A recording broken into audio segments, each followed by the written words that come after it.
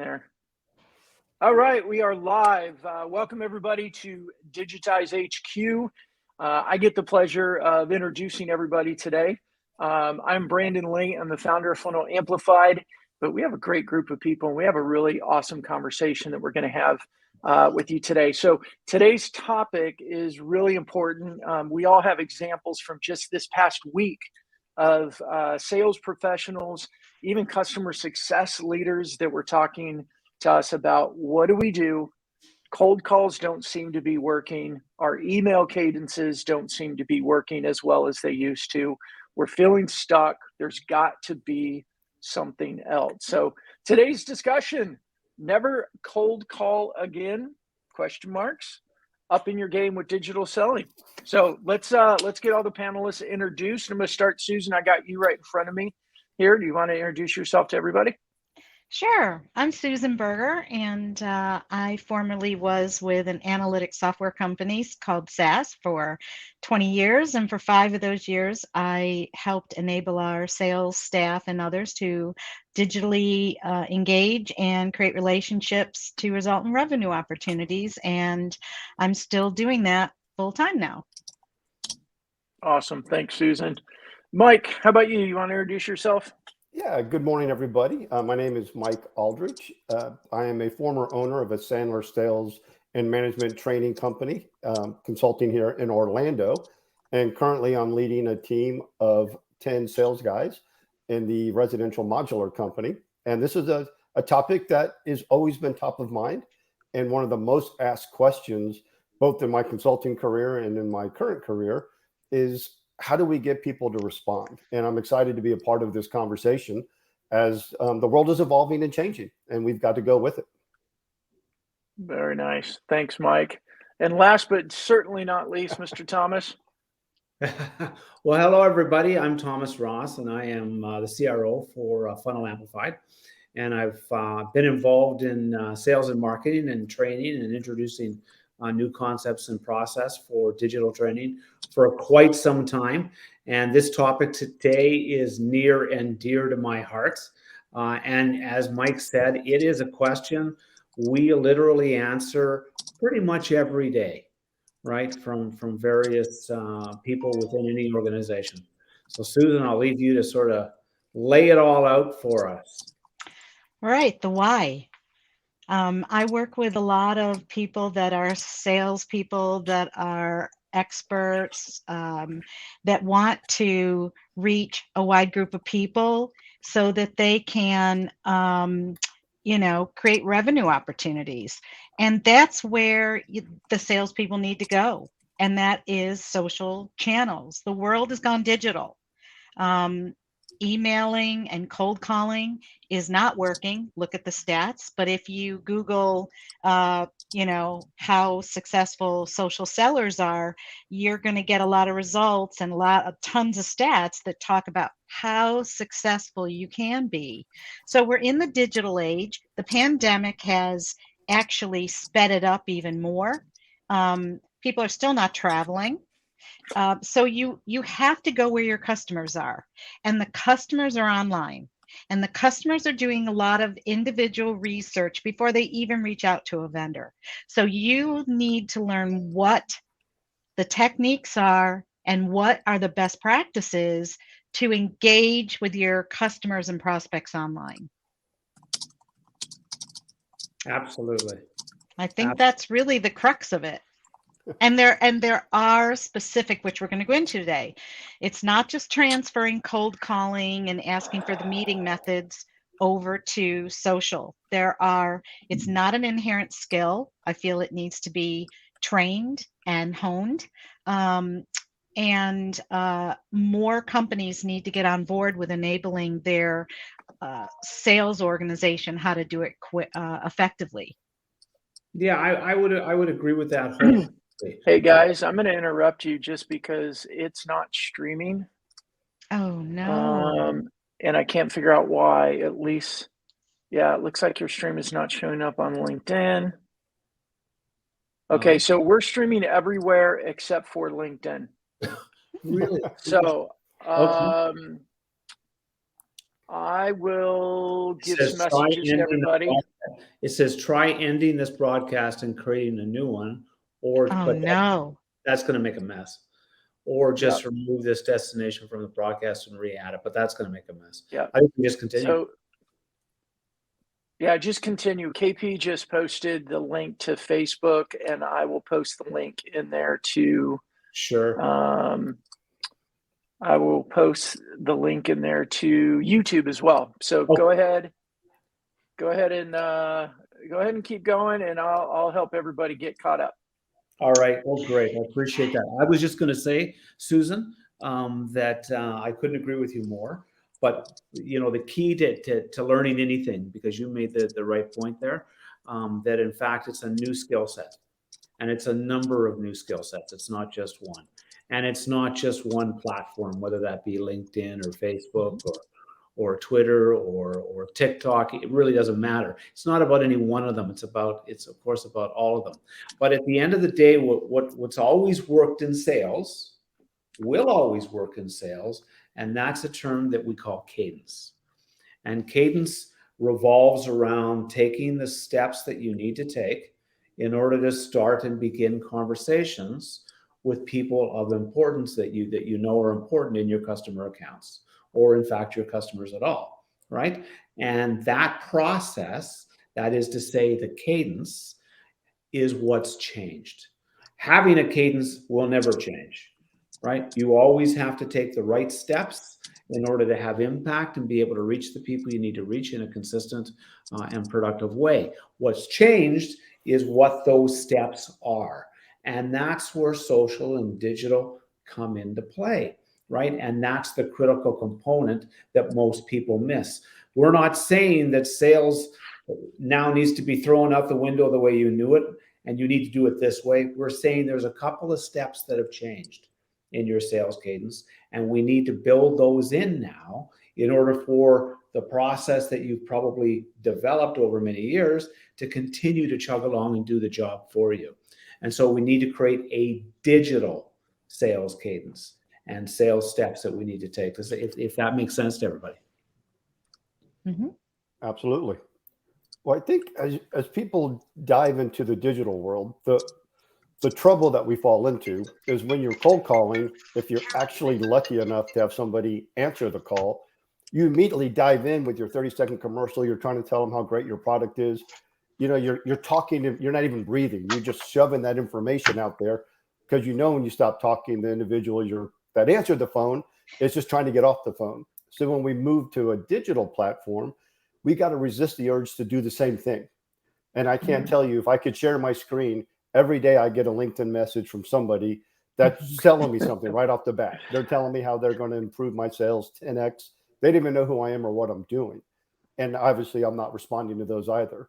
So the cadence, Thomas, you're talking about is slowly getting to know this individual that you're trying to develop a professional relationship with, being interested in them and resisting the urge to say how great we are and our products are. Time and a place for that. But it's not cold calling where you're trying to jam 30 seconds into 5 because you can't believe somebody actually answered the phone in today's world. It's a different, slower cadence where you're developing a real relationship. Well, and so salespeople, in my experience, I was part of a sales organization, a large one for 17 years. Your first response will be, well, I have these MBOs, I have these KPIs, I have to get this many calls, this many meetings. So it's hard, but you have to do it. You have to sort of push back and say, I'm going to learn to do it where the customers are and do it the right way and deal with that pressure, right? Because salespeople, the quarter doesn't stop. So salespeople are being pressured. But as you start to get positive results and sales start increasing and opportunities and leads start increasing, more people get on board, right? Yeah, we all have MBOs and KPIs. It's what managers do, right? But there's never been a salesperson who couldn't sell themselves out of an issue. So if you're going to go a different way, what we really want as sales leaders is money. We want revenue. That's what we do. Right. We create revenue, we create product, we create sales. And if you can do it in a more comfortable environment, leveraging digital, growing and expanding your customer base, I don't know a manager out there that's going to have a problem with that. You're just going to have to get there and show your success. Well, and I think one of the things, and obviously this is kind of heavy towards FunnelAmplified, but it's heavy towards FunnelAmplified because we followed the need. But it's how do you validate the social activity? So, Mike, as you said, managers want revenues. I got a message from an SDR this week who will say remain nameless, and you'll know why. But he sent me this message and he said, okay, help me understand. Cold calls rarely result in a booked meeting. Sometimes I can get a little bit of information, but very, very rarely does it result in a booked meeting. Cold emails, the same thing, rarely works in a booked meeting. And yet my leadership is just saying, up the numbers, more calls, more emails. And he said, it sounds very desperate and it's wearing out the sales team. What do you think about it? And I said, that's the exact problem. But it comes down to, I think a lot of sales leaders, they need their metrics, they need their MBOs, they need their KPIs, but they don't have the vision to see that you can validate social engagement with date, time stamps, and document that the activity took place as a substitution for it. I think that's one of the biggest problems with sales leaders, allowing social to be used as something valuable versus playing on LinkedIn. What do you guys think? Well, first, sales leaders, I'm not throwing everybody in the same pot, but they have to understand the difference between social media branding, because a lot of times when I hear from sales reps that I'm working with, they say, well, my manager says our marketing department handles social selling. No, it doesn't. It's totally different. Social selling to me is helping the trenches, each rep who owns that target, learning how to properly find the best targets, engage with them so as not to, have them cancel because they're trying to get a meeting on the first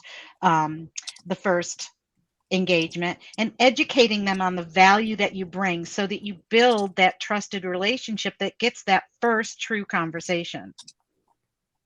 So I think the first step is a lot of sales leaders and organizations don't understand really what social selling enablement entails. Would you guys agree with that?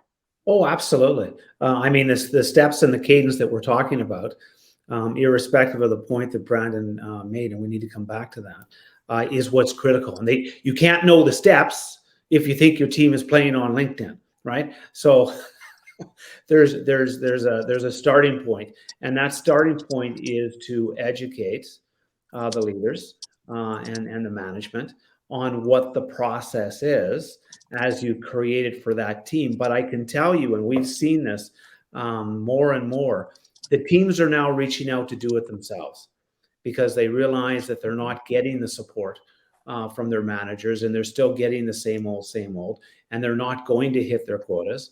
So they have two choices. They can either walk with their feet, right? Or they can do something about it on their own and take some of these things into their own hands and start to do the things they know may work better for them. And in so doing, they now start to show the very organization that's not supporting them, right, the very things that can help that organization overall. And now you've got a manager and a team looking over at Bob or Mary or Sue and saying, what are they doing? Wow, they're getting great results. Nobody else is getting those kind of results. What are they doing differently? That's right. And as that becomes the focus, they go and they say, wow, that's an interesting approach. How do we build that in as a team and as an organization? And therein comes a new cadence and new steps that can be taken using digital and social with respect to their needs. Now, and this is the thing, and this is true in every sales cadence or process, and that is every organization is different. Your customers are not the same as my customers, right? And the way you reach them and how you do that isn't exactly the same. So whether you're using this platform or that platform or this kind of engaging content or that kind of engaging content or the ways you reach out to them after they've connected, they all can vary right? So that cadence needs to be built to match what it is you're doing. And just to make it even more fun, that changes because customers continue to change. So you need to be on top of that and to evolve with it. But today, real conversations like the one we're having right now are happening online in real time. And if all you're doing is dialing for dollars, good luck with that. Well, when you think about cold calling, you're really not cold calling, you're cold message leaving, because no one answers the phone anymore. When robo dialers came on the scene 4 or 5 years ago, that ruined it. It took that away. So the question that we always get is, how do you get someone to return a message? Because if they do answer, they answer by mistake. And all they're trying to do is say, how long do I need to be on here before I can hang up on this individual who isn't breathing because you're talking so much, you're not able to engage. And the answer is, and ask your manager this question: what does it take for you to return a cold message? Right. And the answer is going to be nothing, because we don't have time for that. But the world will tell you how they want to communicate. If you're familiar with DISC at all, DISC, it's about the 4 major communication patterns. And whoever you're targeting will tell you how to communicate with them if you just pay attention. If you're in a restaurant, you see everybody texting or Instagramming or on Facebook. You go where the fish are. You got to get the boat out of the dock. And cold calling isn't going to work, because now listen, if you make 100 cold calls, you might actually get a conversation, but it's called working smarter, not harder. Make life easier for you. Sales is tough. Go where your clients are and communicate how they want to be communicated with. They'll appreciate you for doing that. And where can you, by sitting in your chair, not spending travel dollars, where can you reach the most people that might be interested in what you have to offer? Social channels allow you to have this exponential possible reach. So if you are someone that is able to get your message out there and throw the net wider, then it just stands to reason, numbers are numbers, that you're going to have more success, especially if you build a cadence and educate and prove your value to those that are viewing your content, right? So you have this opportunity to reach hundreds of thousands. I think the last count I saw on LinkedIn was there's over 750 million profiles on LinkedIn. Now, not everybody's on LinkedIn every day, but they're going to go online if they're going to be searching for something, a product or a vendor. They're going to start there because they don't want to talk to 10 vendors right away. They want to find out who they can trust and who might be a trusted partner and advisor. So those are 2 points in there. You've got this great ocean of opportunity there without spending a lot of money. It's your time investment. And you've got the ability to create messages that speak to the people you want to reach. Yeah. And I think it goes, I mean, there's a more active part of that too, that I think, which is actually going out and engaging with other people. I think that initially, whatever it was, 10 years ago, 5 years ago, it doesn't really matter. The concept of social selling, which we know is a term that all 4 of us don't really like, but the concept was, if we post it, they will come. And it's just not enough. We also have to be active. For me, it's much more like a networking event. If I show up at the event, but I stand in a corner, I'm going to get the value of standing in a corner. But if I go to an event and I start walking around the room and going to people where they are and joining their conversations, I'm going to meet a lot more people, and a lot more people are going to meet me. So I really do think it's that, as we talk about the three legs of the stool of, yes, posting content, but you've got to go engage with other people and use those notifications to your advantage. Because every time you engage, you pop up in people's notifications. Now, it's not a guarantee that you get in everyone's notifications, but it's pretty much guaranteed. If you comment on something, you're going to pop up in people's notifications, right? Just look at your own notifications. And then strategically, the way that you're growing your network speaks a lot too, because they can see, who are you connected to? Who are you connected to in my company? Oh my gosh, you're connected to 20 people in my company, and now I got a connection request from you, and I've seen you, I've engaged with you, or you've engaged with me 3 or 4 times. It's using our time wisely to give us the best opportunity to create conversations. Yeah, so I guess that begs the question, if I dare to ask it, and that is, if you're listening to this and you're a sales manager, or you're a business owner, or even if you're a sales professional that wants to begin the process, how does somebody get started? Who wants to jump in? Well, I think just to dovetail on that a little bit, the first thing we have to recognize is that the sales process has changed. When I first started selling a long time ago, email and the internet were brand new. So product knowledge was still important in my time as a salesperson. In today's environment, 80% of the selling is done before they engage someone. So if you're spending your time pushing product knowledge out, that's the wrong message to do. You'll still need it when the time is right, but people have already gone online if they're looking for your product, and they've researched it, they've talked to friends, they looked at evaluations and reviews, just like all of you do.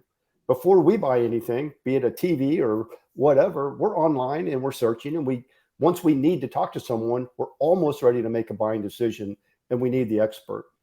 So you've got to spend your time beginning the cadence, Thomas, that you were talking about, and making it about the person you're talking to and not you. You got to make them the star of the story.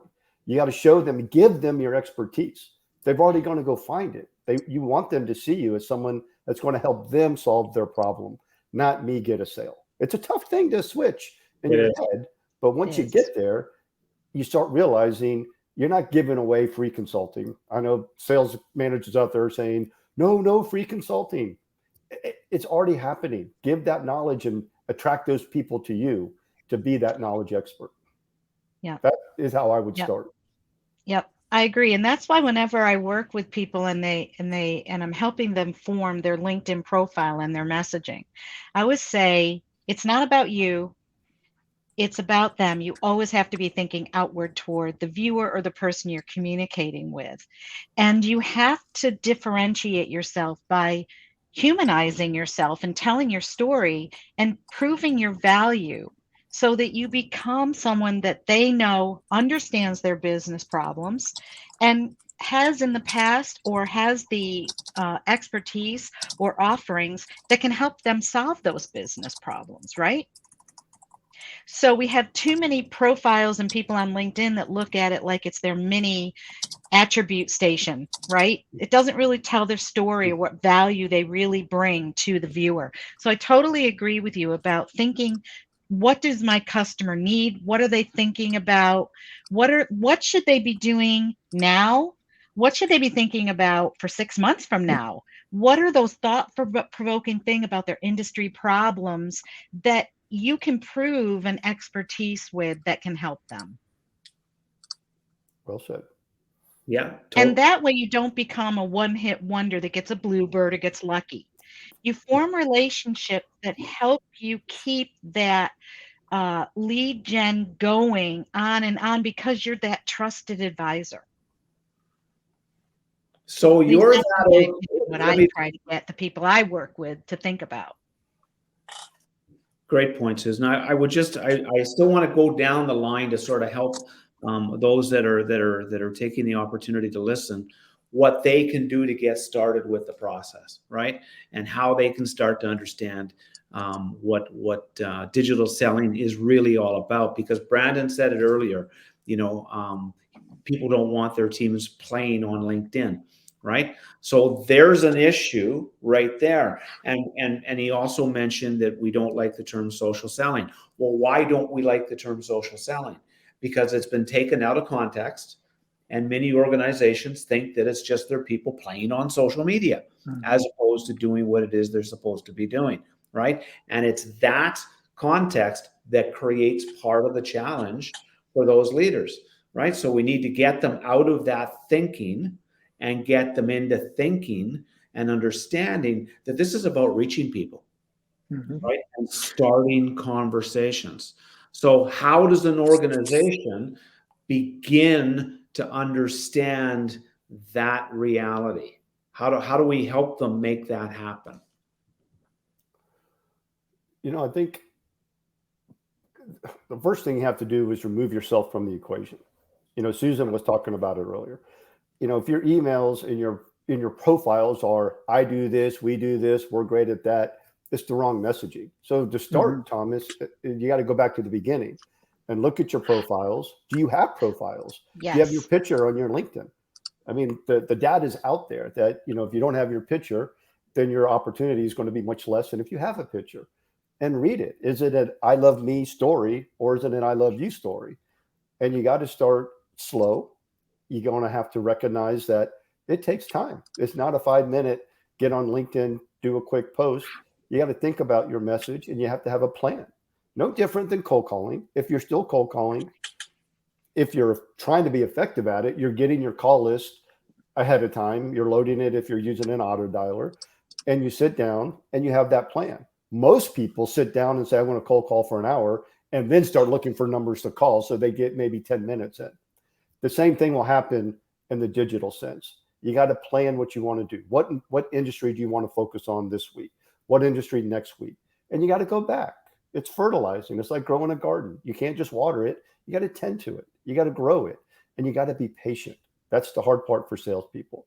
You got to be patient. Yeah, and I think if I were going to say 3 things I tell people that I coach, first thing is profile. Your profile is the foundation of your LinkedIn brand. I hate when people have team player and out of the box thinker. That doesn't tell me anything about you or how you're going to help me, right? So I like people to tell their story. What got them there? What is that? What are they passionate about? What value do they really bring, right? And then the second thing is post content that is not always around your business. Focus on what industry are you in? What are the challenges that industry is struggling with right now? Post once a week. Find content that resonates with your offerings and your expertise. And then the third thing is what Brandon was talking about. Reach out and connect with people that are your customers, that you think are your best targets, that you want to start that engagement with, to have similar interests and start to educate them on your value. Those are the 3 things. And you don't need to, salespeople are like, well, God, that sounds like I have to take, 4 or 5 hours a week. No, you really don't. You really can do it probably in 30 minutes, 3 times a week. Right? But as their success grows, I find that they're spending more and more time because they're getting results. That makes sense? Yeah, it does. And I think a lot of it is strategy. And that's where, a lot of teams have been purchasing software thinking that it's going to solve the problem. And software doesn't do it because there is a big change of behavior that needs to take place. Whatever amount of time it's been, I got one today, Mike. I think you alluded to it earlier. I got a really blatant, gross one this morning. Use my LinkedIn inbox to send me a message to tell me how wonderful she was and that here's all the horrible things going on in the world and you need me to solve this. I'm like, stop sending me your unsolicited brochures in my inbox. I don't want it. I don't want it here, especially. Right. So we got to break the habit of doing that. And unfortunately, there's a lot of teams that think that's the way we use LinkedIn. We got to break that habit and start looking at how are other people going to respond to us? And when I look at LinkedIn and what our customers have had success with, it's using LinkedIn more from a prospecting standpoint to generate that first conversation that's giving them a lot more success. And when it comes to sharing content, like you're saying, Suze, I know a lot of salespeople get, like deer in headlights and go, I don't create content. That's not true. Salespeople create content all the time. They respond to emails and they answer questions on calls when they're talking with customers. They're always creating content. So just simply thinking about the questions that are asked of you And answering those questions in the form of a social post is one of the best piece of content they can make, because it comes from them, it comes from their voice, it's not shared from some corporate page, and it demonstrates that they know what they're talking about, or it demonstrates their process of being able to help customers. Agreed. You know, I want to come clean too. So there was a day, and I've been at It's this about time. it had to happen, right? There was a day that I was a major cold caller, and I cold called a couple of few hours every day, right? And I mean every day. And at that time and at that stage of my career, cold calling was very impactful. You called 100 people, you reached 30, and you got an opportunity to really present and propose to as many as 10 or 15 of that 30. And that's how it worked. And back in that timeline, that was an incredibly effective way to use your time. But a couple of things. Number one, it was a real skill. And it still is, right? Except you can't get anybody on the other line. But the fact is, when you did get a person on the phone who actually answered, and people answered their phones back then, right? It was a real skill not to do what you just said, Brandon. It's just like with LinkedIn, you know, you connect, so you jump their bones, right? So nice to meet you, John. Buy this because I'm great, right? Well, it's the same thing on the old phone calls that we used to make. When you got Mary on the phone, you didn't suddenly say, hey, Mary, I've got a great product. I need to come down and show you this afternoon. I can be there at 2. We can get the whole thing done by 3, right? That's not how that worked either, right? So there was a method and a process and cadence that we used to that entire process. And you had to get some real skills, right? And you had to help Mary determine whether or not she was even a potential customer in the first place. And if she wasn't, you know, if you were really good at it, you needed to thank her and really appreciate the time that she gave you, right? And help her in any other way that you could and move on. And if not, and there was an opportunity there, you had to recognize how to process that opportunity into an order. There are real skills there, both in terms of listening and asking the right questions. None of that has changed. What's changed is we need to take those same skills and align them with digital and with online conversations rather than the phone. What's changed is this device no longer connects you to people by way of dialing to cold people who don't know you. Well, I also say you have to take the words I want out of your vocabulary unless they say, I want to help you. So I want time on your calendar. I want to give you this brochure about this product. In the very beginning stages, what does it do to you? It turns you off. You say, forget it. I'm not going to listen to this person. But if you're focused on them, as Mike was saying, and you're really trying to understand them and humanize yourself to them, and you care about solving their problems, and you've got offerings that may be able to help them, maybe not, but that is the road you take on social. That's the road you should take anytime you're trying to sell somebody something, in my opinion. Mike, what do you think of that? I 100% agree, because the hard part is, again, removing us out of it. You know, we don't get a vote in the conversation. It's got to be about the individual. And both Thomas, you and both Susan said it. Hard thing for salespeople is recognizing not everybody's our client. We think we can sell anybody everything. And once you realize not everybody is your client, your time opens up a little bit. And the concept of cold calling is, first, very few people, there are some people who do enjoy it, just to be fair, but that's the small percentage. So when you're doing it, you're not even your best self, because when you think of how you feel when you answer the call and it is a cold call, if you're like me, I'm annoyed at myself.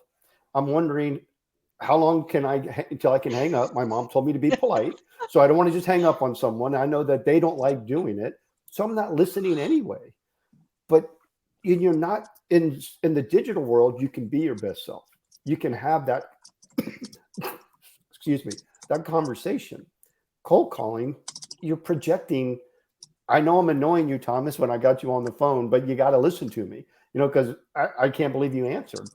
And guys, I met Thomas 5 years ago when I started my consulting company. He was my coach. And he said, I cold call every day. And I just was like, oh, what if I don't do it? He said, there's another way.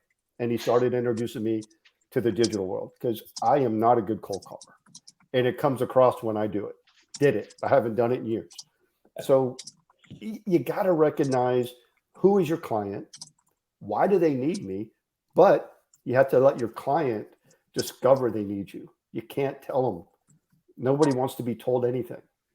Once you get there, then you're really going to be cooking with hot oil. I think one of the things that I really like to emphasize with salespeople is thinking about why cold calls used to work, or why cold calls would work. And it didn't matter if it was back when I started selling, it was cold call was knocking on doors or making a cold call. The reason they work so well, and Thomas, you said the numbers, you make 100 calls, you talk to 30 people. Buyers used to be dependent on salespeople for information. Mm-hmm. Yeah. I mean, that's the key thing that sales leaders and others need to remember, is that was the reason that tactic worked back then. And it's a reason that it doesn't work now, is that buyers don't need salespeople for information. They don't need them. And beyond that, they don't want them for their research unless they want them, if that makes any sense. And the only reason they would want a salesperson to be part of that research is if that salesperson has already demonstrated that they can add value to that process. And a lot of times that demonstration doesn't come in a one-to-one time. It comes through what you publish in social, or articles that you share, or it comes through conversations that you have in commenting on other people's conversations. You have to demonstrate it in advance to be welcomed into what I like to call the buyer circle of trust, because they control it. They have their own technology to keep us out. Mm-hmm. Like, you think all those emails that your cadences are sending out are getting through? Most of them are going to spam. And most of the ones that even give you an open, say that they're open, they weren't opened by a human being. They were opened by their software, right? It opened it and they saw it just long enough to delete it. So we've got to remember why salespeople were important there, and now know why we're important now. Our importance only comes from demonstrating our importance and being invited into that conversation. Mm-hmm. Extremely valid point, right? And I think that's something that most companies and salespeople forget, right? And Mike, you said it best, to dovetail on what Brandon just said. They've made 80% of their journey already by the time they do talk to you.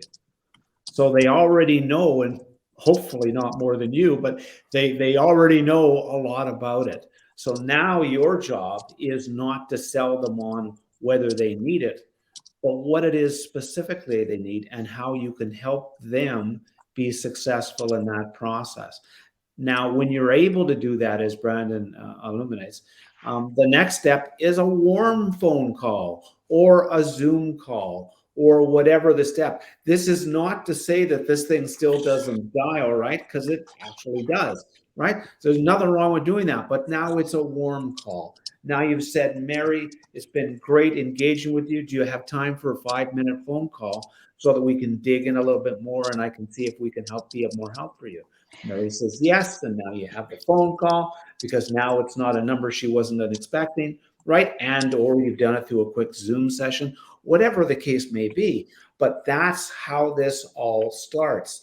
Mary's already, as Brandon so well illuminated, she's already got a lot of the information, right? So now you just need to help her with the rest of the journey and have the credibility to be the person that got to do that in the first place. Well, and that leads me back to where you were saying before, how does the individual sales rep get started? Well, stats that I see show that 95% of sales reps have not received any digital training. Can you say that? So we've had this conversation round and round and round why companies don't focus on it and value it. And I don't have the answer to that, but people viewing this, if your companies do not offer it, start educating yourselves. Start to play around with it. Not play, but start to immerse yourself in it. Start to do some searches on potential customers. Start to find content that is interesting. Get started. No one learns this all in a week. We've been doing it many years, all of us, and we still learn things every day. But unless you get started and you start to educate yourself, don't wait for your company, because you're probably not going to get it. And if you get it, you're going to get like a sales navigator license and some feature function and maybe a little help with your profile, but not the real deep of what's the right content, which means short videos, snackable infographics, and one pagers that people can very quickly consume before they move on, not huge white papers. So get started. Start to get your feet wet. And don't wait, because if you're just starting now, I'm sorry to tell you, you're behind. You know, Susan, you mentioned videos. I know a lot of people are hesitant to do videos because they feel like it has to be a production. Guys, when I do videos, I put my phone out, I stutter, I stammer, I talk over myself, I post it, and those posts get much more reaction than if I'm typing down words. People don't, it doesn't have to be professionally done. They like you. And they identify with you because they're going to stammer and they're going to stutter and they're going to back up and the camera's going to be shaky. But those are how you connect, because you're showing them who you are. We're being real with our clients, and we're showing them it's okay. You know, I'm not going to be, you know, Brad Pitt, and I'm not going to have production companies do my videos. 2 minutes is my max, and I'm done. And it's a little scary at first. I know if you're listening and you haven't done one, you're a little scared. But you'll find you're going to get likes. And come on, who doesn't like getting likes or recognition? That's who we are. We're social beings. But do a video. Do it just right on your iPhone or your whatever phone you have. And don't worry about your hair being perfect. I mean, look, nothing pretty about this, but I do it. And it goes on there. And also your marketing departments, you know, you have the target. It's on your shoulders. If you're not getting the right content, you know, from your marketing departments and other support people, you have every right to say, you know, why don't we try something different? What are our 3 top differentiators for this product? What are our 3 best customer results for this product? You know, start thinking about outcome driven content. Yeah, Mike, and you got somebody, sorry, whoever that is on the comment in Facebook, for some reason it doesn't pass on who you are, but you can put in the comments if you want who you are. But yeah, Mike, I was going to say on video too, like this person that commented, it shows that you're human. I think that we've gotten to a place where people appreciate authenticity a lot more. They appreciate, I think, you know, I don't know about you guys, but I remember pre-COVID, if somebody was working from home, they did everything they could to pretend like they weren't at home. Right. And in COVID, it helped us. We're like, yep, here it is. Here's the mess. Here's whatever. Hey, I'm sitting in my kitchen today. My kid's home from school, whatever. It was just whatever. And that authentic, real, this is who I am is totally acceptable now. And you're right. Just start and be consistent. And I think the one thing I tell everybody with video especially, but with creating content and sharing content and starting, is just expect that nobody's going to respond right away. It takes time. I mean, think about yourself and the way you act on the other end. All of a sudden, out of the blue, somebody who hasn't posted before posts. Do you go, ooh, I'm going to jump in there? No, we all like want to protect our ego. We're like, well, what if I say something and no one else does? Or, you know, it's all of that insecurity stuff that we all carry comes out. We've got to get over it and just say, you know, you got to go, you got to go, you got to go. Get a few of your friends in your company or your colleagues, go, hey, we'll all support each other and we'll all go make sure that we, you know, encourage each other with comments and stuff like that.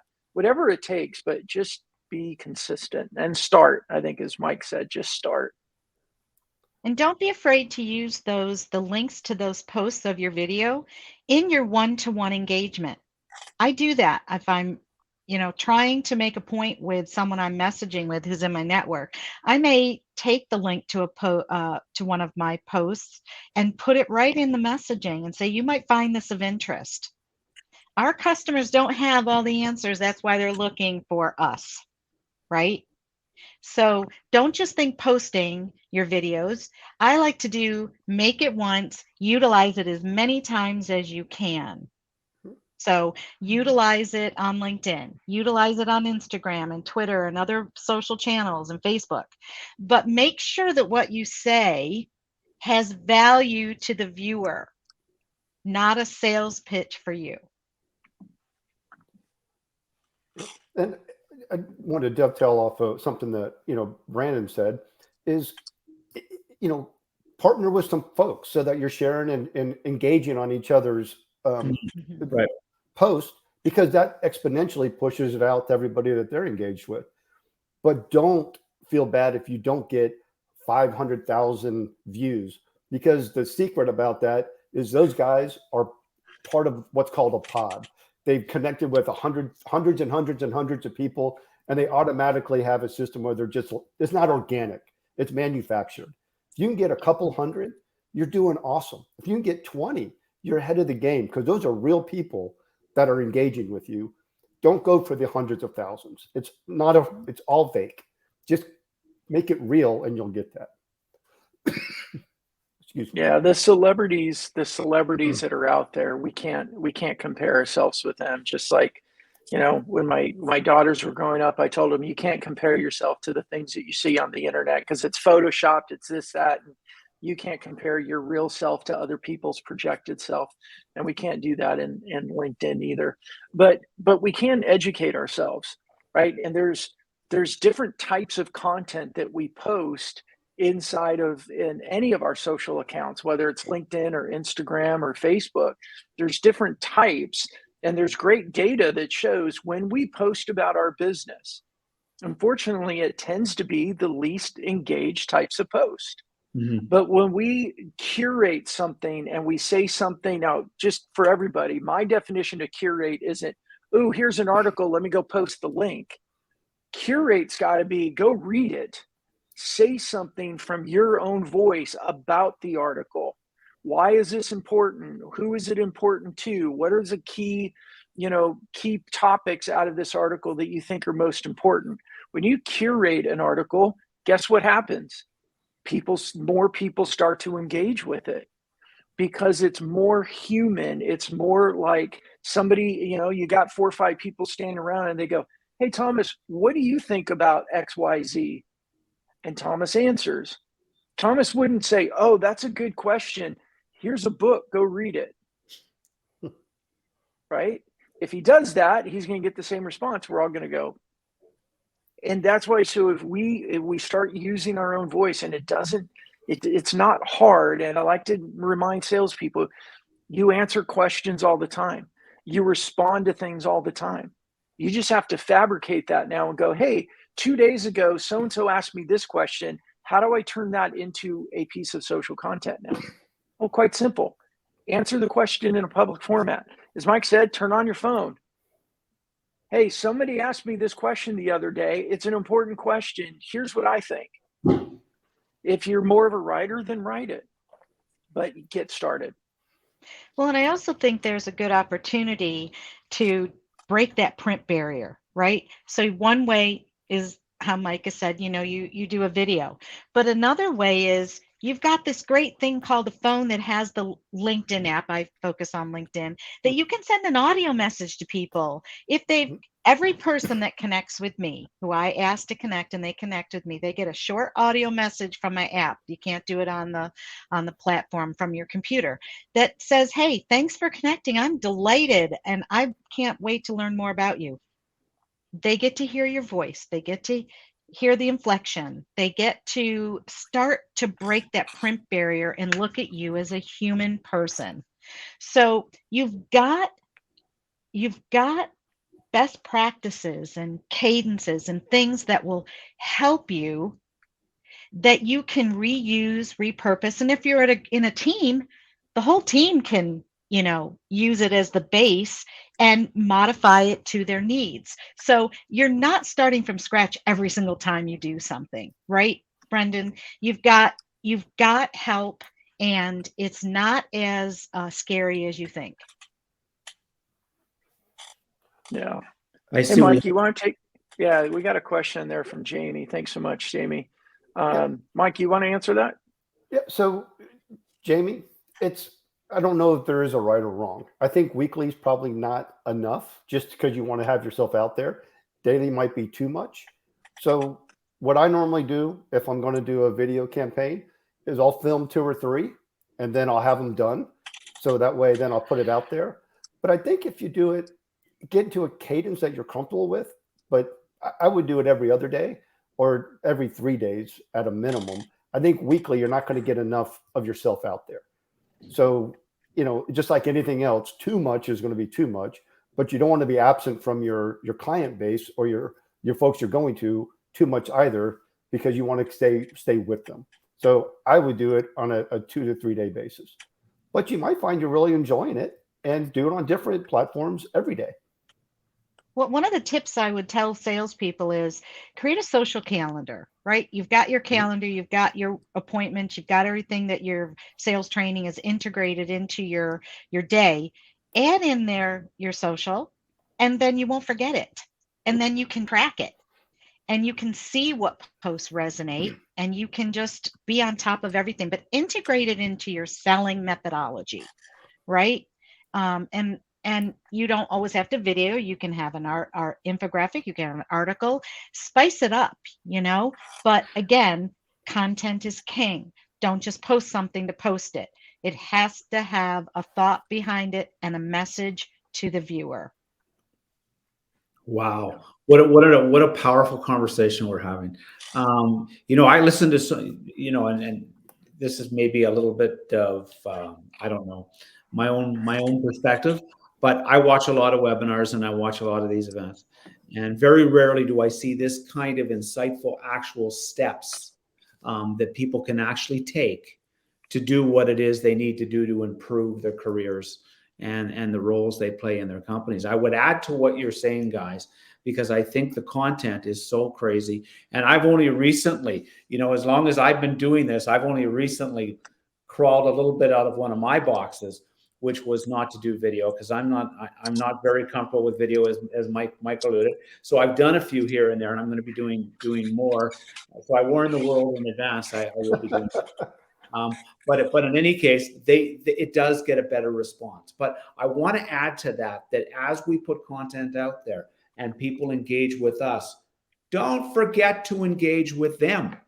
And when you've got a list of the folks that you want to be dealing with, whether it's an existing customer list, whether it's a prospective customer list, whether it's a mix of both, because often that's the way most companies work. You've got existing customers and you've got prospective customers. You need to be seeing what they're doing. What are they saying? What are they sharing? Are they doing videos? Are they putting content out? And jump in and join them and help them in their cause and become part of their network as they become part of yours. And that's what Susan said so effectively earlier. This is not, and so did you, Mike, this is not about me, right? This is about them and your customers and helping them. And when that attitude starts to come through and you start being a productive individual in the entire process, and not just because you're dialing for dollars or fishing for whatever, right? And you become an engaged person and a human being, great things start to happen. And Brandon, I know you've got a story, and I'm going to prod you to tell it. But great things happen fast. Yes, it takes time for you to develop the skills, no question about it, and the technique and the cadence that's going to work for you. But great things can happen fast. Brandon, that's your. But wait, I want to interject one thing here. Salespeople are very competitive. We all know that.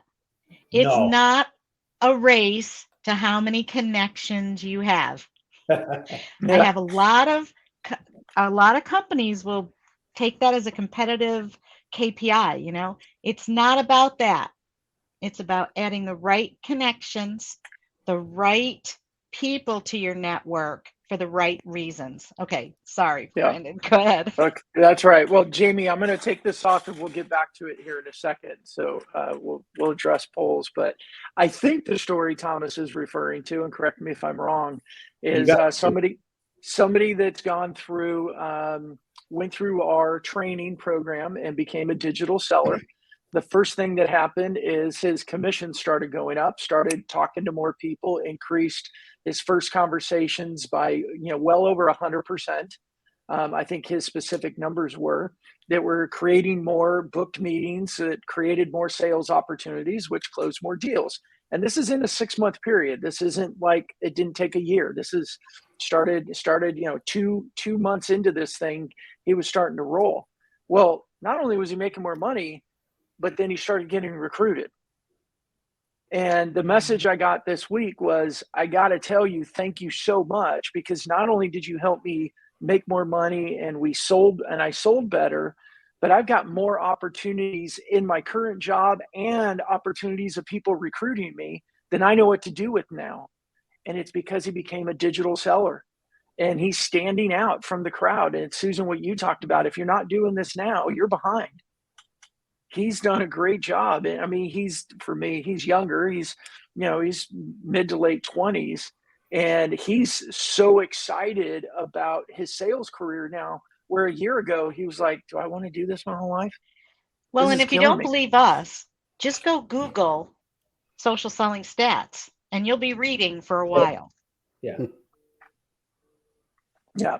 So who I want to address, Jamie posted in there, he thinks polls are great for engagement.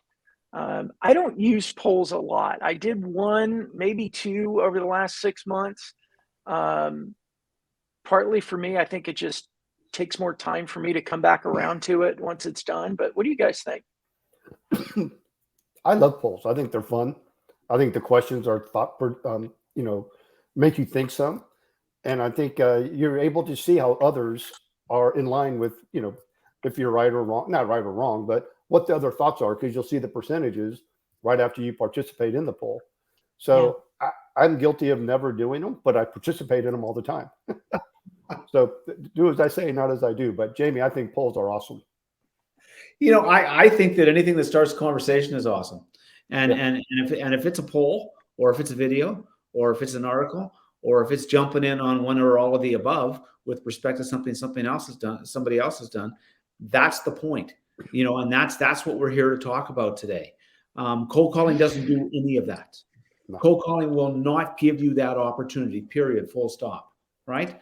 But this will, right? And that's what we're saying. So for those that do want to pound out 1,000 calls a week, right? Listen, all the power to you, because I can't believe your perseverance and your strength of character. I literally, even at this stage, I couldn't do that. I just honestly couldn't. And this is coming from somebody who pounded, and I made hours of calls every day for years, and it brought results, trust me. But I know better now, right? And I know that would have to be multiplied by 10 to get anywhere near those results today, and I'm not doing that. So this is the secret sauce, guys. This is what you can really start to do. But is there's a technique, there's a process, there's cadence, and there's ways you have to do this properly to get the impact that you're looking for. You've heard bits and pieces of it today, but at the end of the day, can you teach yourself? I think you can probably bump around and learn some key things based upon what we're saying and what you can hear other experts talk about. I think you can, but can you really get to where you want to be quickly in that way? I'm going to say I don't think so. I'm going to say you need some kind of training, right? And you do need training, both individually and as an organization, or whatever you need to do to make that happen. Because ultimately it's in your hands, not somebody else's. It used to be that this kind of training, A, it was very hard to come by. B, it was extremely expensive. And then C, it was usually just focused on one narrow aspect, right? For example, LinkedIn training, which is great, but it's only LinkedIn training, right? It's not digital selling, right? And so you need to have that robust training. And today we offer that, and we offer an opportunity to do that, even at a very cost-effective way for single sales professionals. So there is a way to do these things. So what we really are here to help you do is to understand you can do it. And all these things we've been talking about, they're right there in front of you. The technology and the digital world we live in today makes this easy. What's hard isn't what's in front of you. What's hard is what's in here, because you got to get out of your box. And I'm trying to get out of some of mine too. So listen, I understand. I really, really do. Go ahead. Who wants to add to that? Well, we hit the hour mark. We we? can add to it, or we could wrap it up. I'm pretty sure people I might be think we done kind with of us said for the everything day. that needed to be said. So we're going to have more of these, right? So we're going to have more great conversations about other parts of and pieces of digital enablement and selling. So I think we covered a lot today.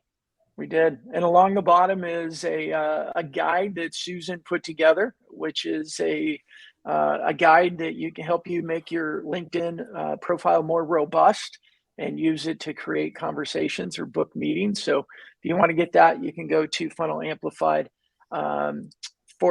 / there. The links are everywhere. So sorry, it's a long URL, but the links are going to be in all the chats or all the comments of every place. So you can always just click the link and go get that if you would like. Other than that, Thomas, what's our next topic? We're back up in 2 weeks. That's right. Leadership. It's about leadership in the social age and a digital age, and how to use digital to exploit, and that's the wrong word, to really develop your leadership skills and to be a servant leader on social. Yes. And we've got a top person from one of the top leadership groups in the USA joining us to do that, and that's Adam Ritchie. Excellent. Well, Mike, thanks for joining us today. Great, I appreciate it. Susan, as always, you want to summarize and send us off? Get started. Use the guide to beef up your LinkedIn profile and jump in and start fishing in digital waters. There you go. All right, everybody. Happy Friday. Thanks for joining us, Mike. We'll see you next You time. bet. My pleasure. Bye. Thanks, Mike. Thanks, everybody.